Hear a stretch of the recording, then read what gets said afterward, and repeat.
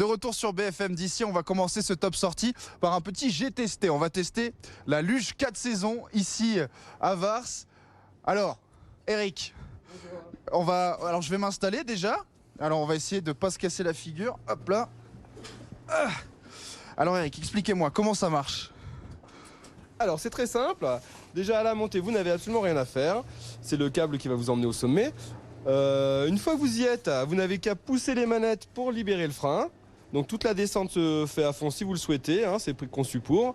Et si jamais ça va trop vite, vous ramenez un peu les manettes en arrière pour ralentir la machine. À quelle vitesse ça peut aller un truc comme 40 km/h environ. Ah oui, c'est pas mal quand même. Oui, sur rail c'est pas mal. Et alors, on a le droit de freiner ou pas? Vous avez le droit de freiner un petit peu. C'est pas tricher un peu? Ah si, freiner c'est tricher, c'est le slogan de la luge. Merci Eric, on se retrouve dans un instant avec la descente. En attendant, on retrouve Laurie Charrier pour les animations de Noël dans les Alpes de Haute-Provence. À vous Laurie.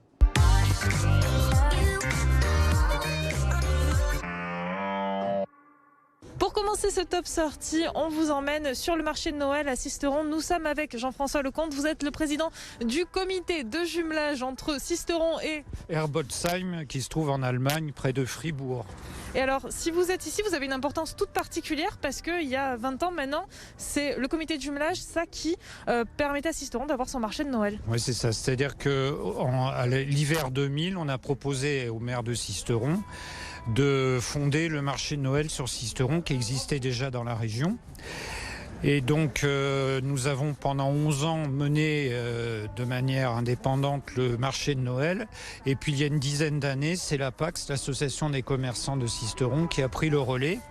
Mais nous sommes toujours présents, on nous met toujours à une place à l'entrée en général. Et donc avec les membres du jumelage, on est chargé de décorer le marché de Noël. Et on vend également du vin chaud pendant 3 jours, du 17 au 19 décembre. C'est important que Sisteron ait son marché de Noël?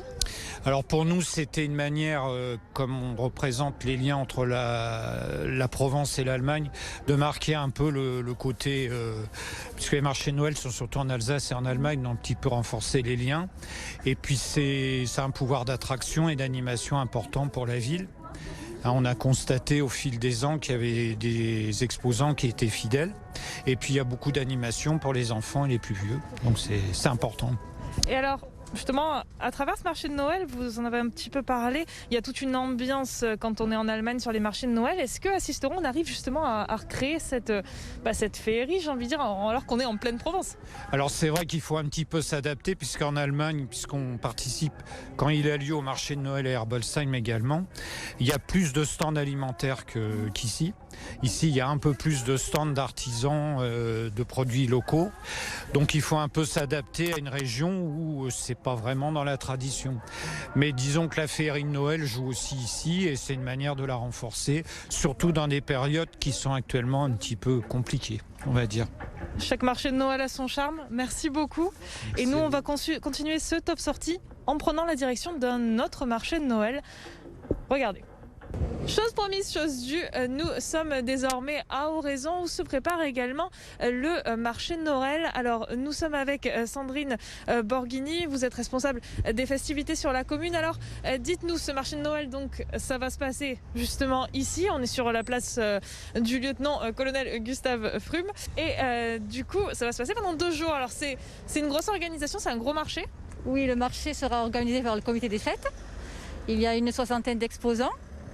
Et on l'a privilégié de l'installer en centre-ville pour justement faire appliquer les protocoles du gouvernement qui sont le port du masque et le pass sanitaire.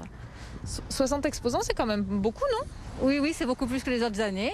Et donc ils seront répartis sur la place du colonel Frume, derrière nous, plus la cour du château. Et alors, comment ça va se passer? Il y aura des animations en plus ou... Alors, dans le château, il y a une exposition des 13 desserts qui est faite par les fileuses. Et l'association Olido a installé une mini-féerie, une décoration de Noël. Et le CCAS aussi a décoré la salle. Vers 17h aura lieu la parade. Donc, samedi, en fin de journée, 17h, la parade partira des avenues Florence Ayot, direction la jardinerie Claude. Et les figurants se rendront ensuite sur le parking du stade Sauve-Cannes où sera tiré le feu d'artifice.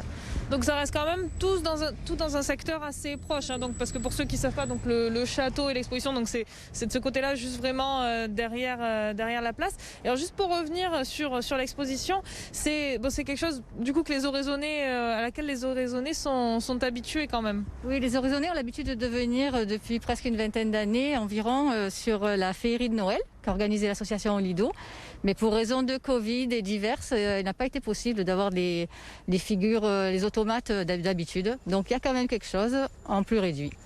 Ce sera quand même une mini-féerie pour toujours nous en mettre plein les yeux, c'est ça? Voilà, ça sera une mini-féerie. Nous mettons tout en place pour que les mesures sanitaires soient respectées. En centre-ville, il y aura le port du masque obligatoire sur les 2 journées. Et donc, comme on disait, le pass sanitaire sur le marché. Pour la sécurité de tous et pour pouvoir quand même continuer à faire des festivités de Noël en cette période où tout le monde a besoin un petit peu de joie. C'était impensable, non, de faire marche arrière sur le déroulement du marché de Noël par rapport au Covid, parce on voit justement dans d'autres communes, il y en a pas mal qui l'ont annulé. Là, vous vous êtes posé la question quand même? Oui, le marché devait avoir lieu en fait sur les places du kiosque, à Arthur Going, enfin en centre-ville. Et en fait, nous avons mis ici sur la place du Colonel Frume parce qu'on peut la fermer et faire justement ce contrôle du pass et maintenir donc le marché. La parade ne fera qu'un seul tour, aussi qu'un seul passage, pour ne pas en faire 2, pour éviter l'attroupement. Donc les personnes seront vraiment éparpillées sur un long parcours. Il n'y aura pas l'attroupement comme on a d'habitude sur le kiosque, parce que les gens qui étaient là attendaient le feu d'artifice qui se passait sur le Colonel Frume.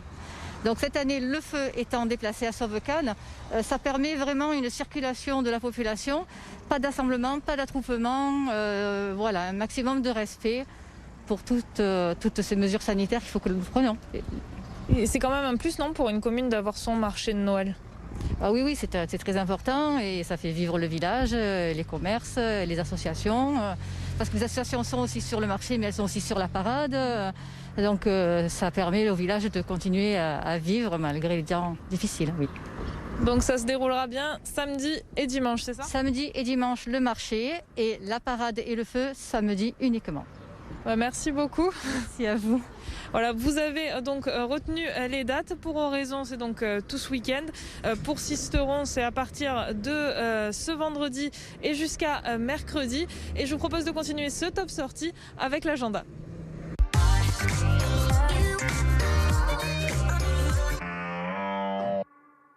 Ce vendredi soir à 21h, le cinéma Art et Essai L'Eau Vive à l'Argentière-l'ABC réserve une belle surprise aux amateurs de films d'épouvante. La projection du film culte L'Exorciste de 1973 dans sa version originale et intégrale. Une séance qui sera à la fois une avant-première et une exclusivité nationale. Pour un moment unique dans l'Argentiérois, la séance coûte 5 € et est interdite aux moins de 12 ans.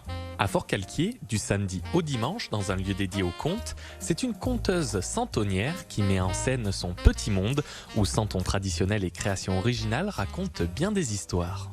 Le rassemblement de la première glace se tient tout ce week-end au cœur du village d'Aiguille, situé dans le parc naturel régional du Queyras. La glace a belle allure et attend les grimpeurs de pied ferme. Pour les moins sportifs, de nombreuses animations vous attendent comme une pasta party ou encore des démonstrations de highline au-dessus de la cascade glacée. Et dans les Alpes du Sud, de nombreux marchés de Noël vous attendent. Dans les Hautes-Alpes, venez découvrir la féerie de Noël à Briançon, Gap ou encore Le Poète.